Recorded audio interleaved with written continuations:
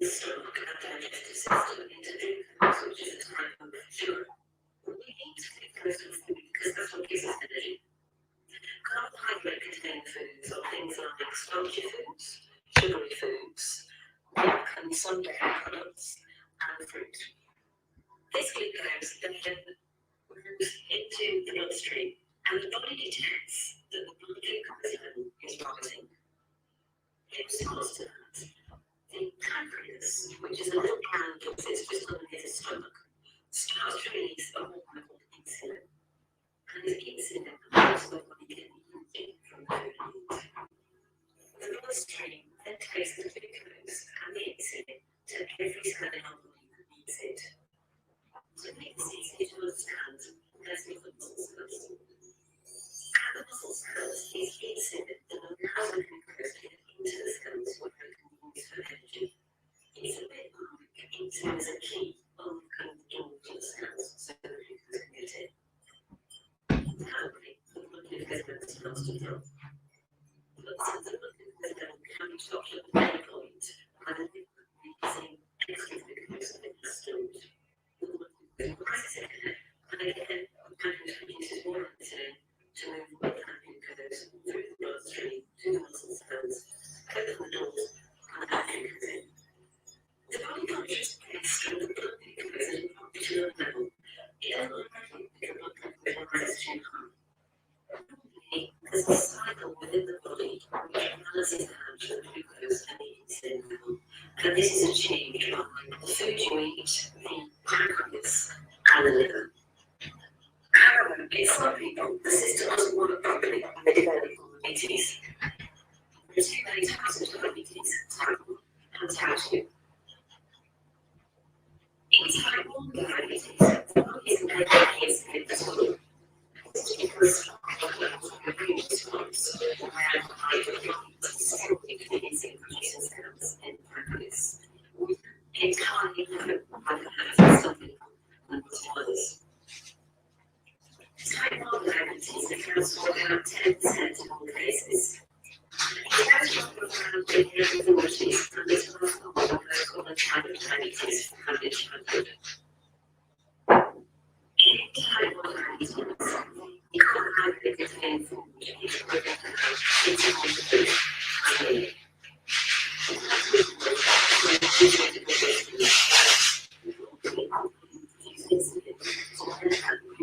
Into the cells.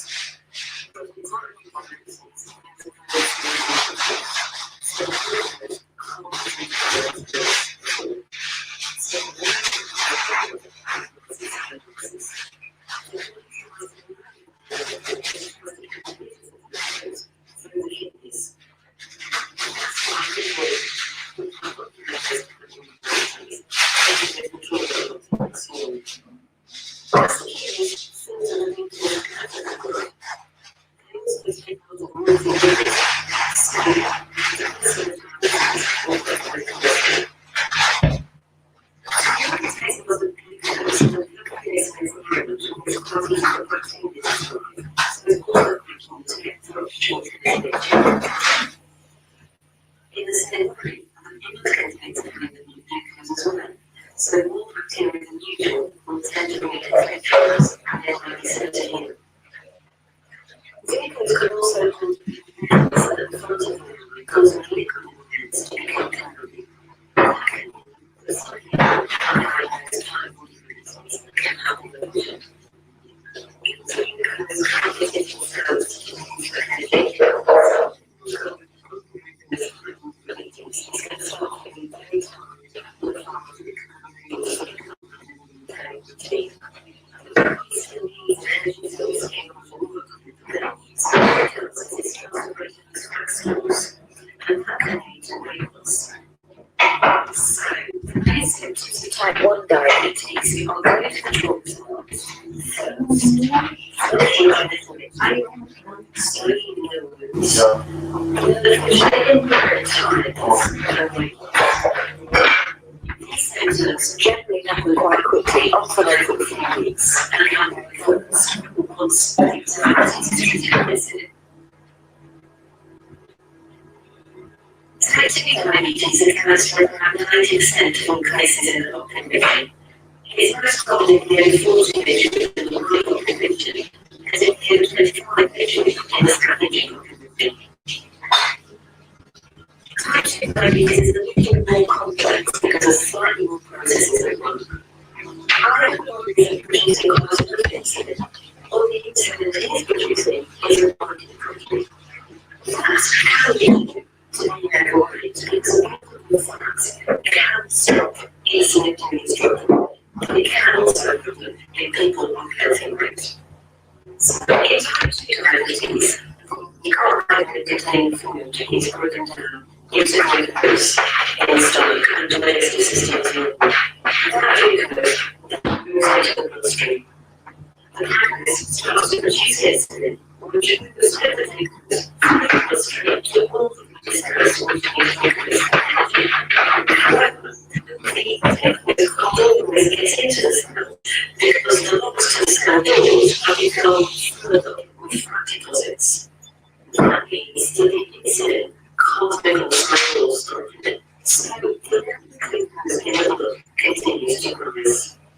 In response to this, the pancreas produces even more insulin, so the blood glucose levels continue to rise and the insulin levels continue to rise. This situation is further complicated by the cells, which is desperate for energy, sending out emergency signals to the liver to release stored glucose. The blood glucose level goes up and up, and the pancreas produces more and more insulin until it can't cope anymore, and eventually it can crash. As the technology releases, the symptoms of type 2 diabetes are greater tolerance, thirst, some of children itching, slowly in the wounds, tiredness, and weight loss is something. The symptoms of type 2 diabetes come on very slowly, and some people don't have symptoms at all. So for that reason, people can live with type 2 diabetes for up to 10 years before symptoms. Type 2 diabetes can be treated in a number of different ways. Initially, it's option to make changes to the food routine as it takes extra physical activity or move any weight to the main progress. But type 2 diabetes is a progressive condition and most people need some form of medication to treat it.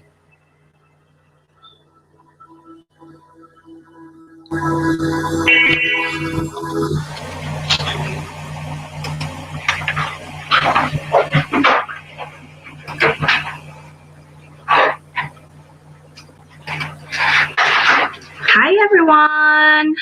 Good morning, and to my cousin Gretchen. Hi. Good morning, how are you? Good. How about yourself? I'm not I'm sure how that good. video went though because it was a wee bit choppy, but you can just summarize what it was about. Yeah, can you hear me okay, right? I can hear you okay. Okay. I'm not Yeah, sure so what others. Okay. um yeah, about the insulin. Mm-hmm. So that video, I know my cousins mentioned that it's kind of choppy and it wasn't on a smooth sailing video. So we're just going to wrap through everything then. Okay. So for the type 1 diabetes, would you want to say something about it based on the video? It's basically high in sugar. Yeah. So this live today is actually about insulin. So why we're talking insulin later on, we're going to discuss how insulin is related to our female reproductive health. Generally, the video talks about insulin in general. So insulin is needed in the body to transport the glucose or the sugar in our body instead of staying in the bloodstreams to go into our cells so that we can use it for so the cells can use the glucose in our body. Now, what was mentioned there is also where the insulin is being produced. So, Yes. yeah, so insulin is being produced in the pancreas. So, if there's low glucose in the cells, the pancreas um, will produce more insulin. so that it can transport more glucose into the cells. That's why if there's not enough insulin in the body, then the glucose will stay in the bloodstream instead of going into the cells. And that's where the diabetes comes in. So there's two types of diabetes. So type 1 will be that the person doesn't have any insulin production at all. So normally it happens when this is very common with children because it's like an um, autoimmune disease that their body just doesn't produce any insulin. And what they need to do is, it's also called type 1 diabetes, also called as insulin dependent diabetes, because technically they need insulin in their life. So they have to inject insulin into their body so that the glucose in the bloodstream goes into the cells to be used when you do your like energy and when you do your workouts and also type 2 diabetes normally develops later on in life, so it can be caused by obesity or family history. So this means that the pancreas is just not producing enough insulin in the body to transport the glucose into the cells. That means there's still loads of glucose into the bloodstreams, making you diabetic. Okay, and then I'll pass you on to Kathy.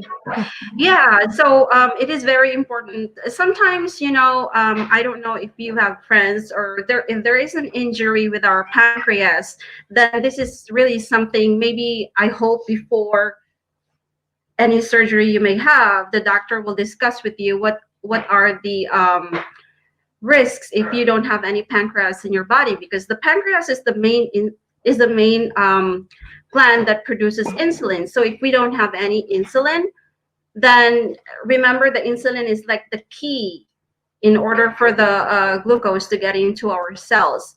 And if we don't have that, then like what my cousin said, Gretchen, it's just gonna be in our blood. And aside from being a diabetic, there are also other risks that you can have in your body. So it is very important, if you know that you have an injury in your pancreas, it is best to regulate the food that you are eating, and also at the same time, I think exercise also helps, and of course the insulin supplement or the injection. For the type 2 diabetes, this is either your body does not know how to react if there's not enough insulin production, or too much insulin, but at some point during the circulation, the cells are not it needs the cells are not functioning well. So it is also important that we have to balance everything. So it is good to go to the doctor and have ourselves checked. And in relation to our health as a woman, very common is the type 2 diabetes, which is the insulin resistant diabetes. And it's also discussed there that the cells does not respond to having just um, it doesn't respond right away when there's an insulin in the body, so it asks the pancreas to produce more. But still, even if you have a lot of insulin in your body, there is something going on in the cells that it is not also responding well, so your body or your pancreas might be in a lot of work. And in Mhm. relation to this, towards the end, we're going to discuss what other dysfunctions that can cause this. And this is like the where I will just going to mention the PCOS, the polycystic ovarian syndrome, and that is very common. Mhm. Mhm. Yep. I think as we discussed before, are you putting a video on? Yeah. Yeah, I'm gonna put the video on about the insulin resistance. For visual learners like me, I like having a video, and Mhm. this is really cool video about insulin resistance. So in that way, it's easy to understand. I hope it's gonna be smooth this time. So Yeah, we I can probably post this videos as well in the page so that later on they can just go and have a yeah, I'll watch probably do whether it's that. not very clear. Okay. Okay, I will probably do that. Yeah. And here we go.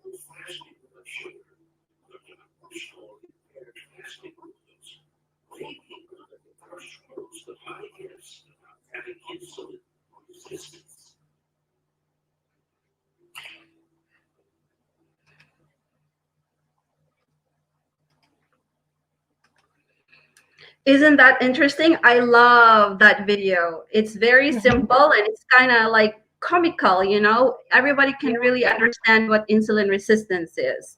So Mhm. pancreas is overworking to produce insulin, but again, it's not the cells, they're not accepting, it's not opening the cells. Blocking. So yeah, it's blocking, and there are so many reasons why that happens. So but they said exercise is one thing, aside from checking your diet, making sure you're not having too much sugar in the body. So Mhm. there is a balance between the insulin and the sugar. And the intermittent fasting is also advisable for all insulin resistant. If you know you are insulin resistant, then intermittent fasting is also advisable. Yep. And now we're gonna relate this with PCOS. Why is it important for us to know? Usually, if women have a polycystic ovarian syndrome, they are in related to having insulin resistance. So, based on a discussion in my research, if one is insulin resistant, it triggers more production of the testosterone, which is the male hormone, and that's not what we want to do.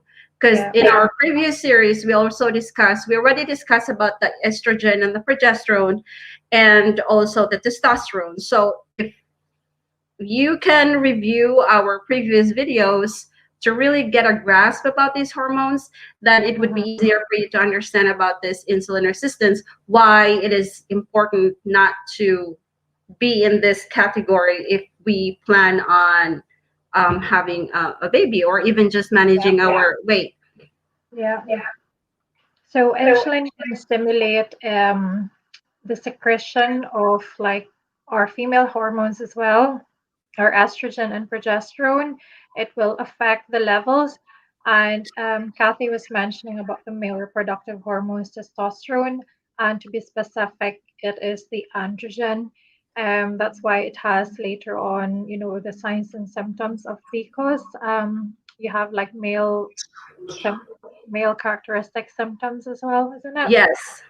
Yeah. Yeah. And hair, especially like if you notice like hairs here I know. or too much hairs in some parts of our body, then that is one indication, or like male pattern baldness. Well, we don't want that. We already discussed that in the testosterone hormone. So to better Mhm. understand about this insulin resistant in relation to women, I'm going to play again a video. This doctor really explains it well. So if we plan on getting pregnant, we just want to lower, or because normally women, we don't produce so much testosterone. It's the male, because this is considered to be the male hormone. So if we are having more estrogen and progesterone production, then there's more likely for us to get pregnant. But if we're insulin resistant, then that is something that we have to work on. And if we know that, if we get diagnosis for that, then it's just easily managed. I'm not saying it is reversible, but there is something can be done. Yeah. Okay, so I'm gonna share now about the video of PCOS in relation to insulin resistant. Here we go. Recently, from someone with PCOS, Hold on. I'm sorry, that's not the one. And in Philippines, by the way, today, or is it today, or The third Sunday. is it still today, Tomorrow? right? It's today. No? Tomorrow, third Sunday? I thought it's today because a lot of people are posting about Happy Sinulog already. In 21. Let's see. I think it's today. Well, no, 16, tomorrow. Yeah, tomorrow. 17. I told you it's usually the third Sunday of January. So happy Sinulog, everyone. Well, it's 17th today already. Early morning. Okay, so ours is still the 16th. So tomorrow in Well, Philippines, Pit yeah. Senor. Senor, everyone. Okay, here we go. so our question recently from someone with PCOS, cause PCOS. So this is from that question. What is PCOS? This is syndrome. This is a condition which occurs in females, which involves getting too much androgen. Most of the androgens and testosterone.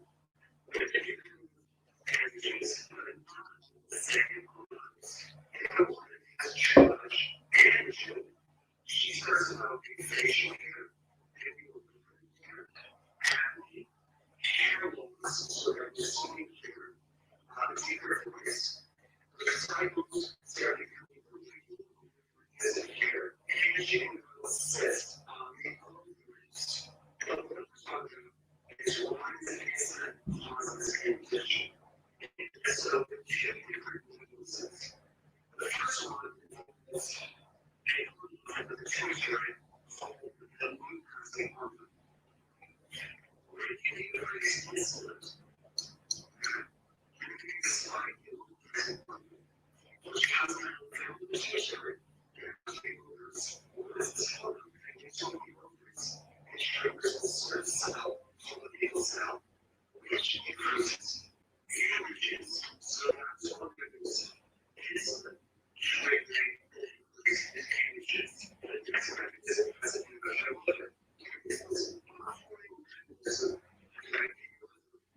called SHBG, sex hormone is first of the filters androgens insulin and decrease this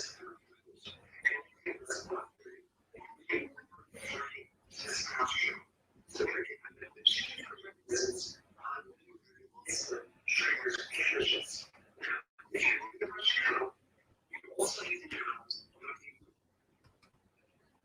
Yep. So I think that is really a good explanation about insulin in relation to polycystic ovarian syndrome. And this is just a touch about why we are, discussing insulin and what is it really in relation to women's health. So we are also Mhm. going to discuss PCOS in the later Yeah, in the future.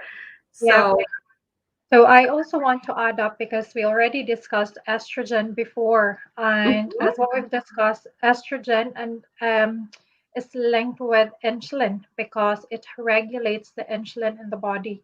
So it has the estrogen itself has beneficial effects on the body because it optimizes the action of insulin that prevents the high level of sugar, which was explained earlier, because insulin transports those glucose into the cells to be used for energy.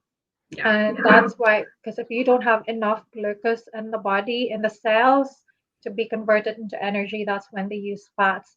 If you're asking where this glucose comes from, these are the ones that are from the food that we eat as well. These are the type of sugar that the sugar in the food that we eat, and then so we have this glucose that needs to be in the cells for energy. So if you have low estrogen in the body, this may lead to insulin resistance, which was discussed earlier in the video, as well as impaired insulin action as well. Yeah. And eventually, when we talk about pregnancy, we are also going to tackle this because there is what we call the gestational diabetes. Mm-hmm. So we are also going to discuss that in the future. But today we are just going to narrow it down to insulin. So at the beginning of this live video, I showed the production of the insulin through the pancreas and when does it happen if one will have a type 1 or type 2 diabetes, and the second video was about insulin resistance, and this is the third video about the PCOS. Yeah, yeah. So pretty much this is for today. So Mm-hmm. just make sure everyone that we are going to be mindful of what we put in our body, because the pancreas is really small. If you're gonna Mm-hmm. think about it, it's not like a big muscle or big gland. It is really small, and if we eat a lot of sweets or carbohydrates or whatever it is that can, like cakes and all, lots of sugars and sodas, so we are overworking our pancreas. So we know what can happen then. Do you know that glucose is from a Greek word? Glucose is a Greek word for sweets. Oh, really? I didn't know Yeah. that. I thought it's just an English word. That's good to know. So that's sweets. That's why it's So technically what it's a about sugar that we need in our body to fuel our body for energy. for So energy?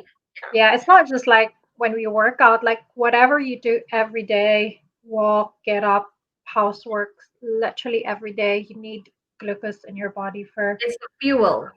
fuel, yeah, Yeah. for energy. And we're also going to talk about this again when we talk about cortisol, because these both are like life Linked and as death well. hormone. So I am excited. The next time we'll be going live, we are going to talk about cortisol. And Mhm. for those who are new members or for those who like our page, thank you so much. And we also have our Welcome as group page. well. Yeah, Mhm. so you can just go ahead and join us. We are going, if you have some questions, you can always ask in the group. Right now, the group is so quiet. Yeah. So It's okay. probably because we're just at the start and we're just trying to Yeah. explain And everything. So we'll probably get more interesting as we go along. yeah, Watch and out there's, with the menstrual cycle as well yes. discussion. Hmm. And there is not so much to talk about hormones because they are, facts. It's just pretty much direct. So Yeah. once we start talking about some other dysfunctions or the menstrual cycle, which is going to be the next after cortisol discussion, then I think there's going to be an interactive discussion there. Feel Okay. free to comment, guys, and then obviously if we have ideas, if we know Yes. the answer, we will definitely get back to you. I agree. And I cannot wait. There is one topic that I want to also discuss, and I'm sure not everybody knows about it, but I'm going to just keep it for now. Mhm. until we touch that topic. So Posted, yeah. I think in 2 weeks or next week, we're going to talk about cortisol, the stress hormone. Yep. What we need. Joke. Yeah. So thank you. And also, please continue to share and like our page, Let's Talk Women's Health.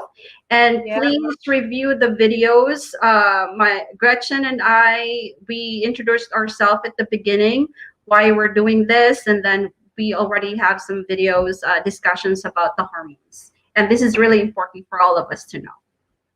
Okay. Thank you, guys. And Thank see you you. next time. Bye. Or Cebu. See you. Happy Sinulog Cebu. Petit Senor.